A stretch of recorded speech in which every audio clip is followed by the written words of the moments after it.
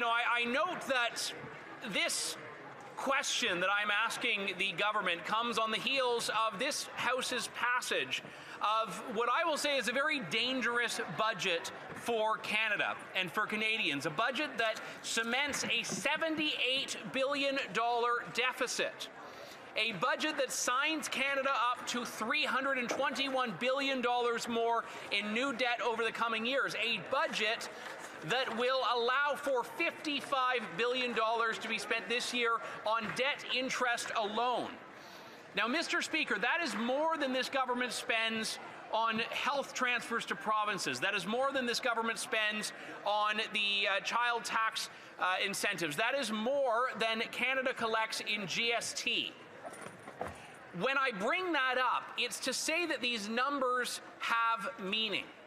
Canada's fiscal situation is dire after 10 years of mismanagement by the Liberal government. And this is something that we have heard warnings of. This is the fastest shrinking economy in the G7.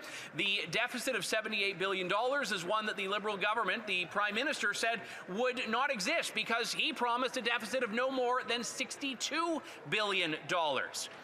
Now, the reason this is so important, Mr. Speaker, is because Canadians could not afford to run their own household budgets the way this government is running Canada's budget. In fact, I don't think the Prime Minister would have had the deal he did at Brookfield if he ran Brookfield the way he is now running Canada and Canada's books. So where is the master banker we are promised? Where is the master financier, the guy who could move at the speed of crisis?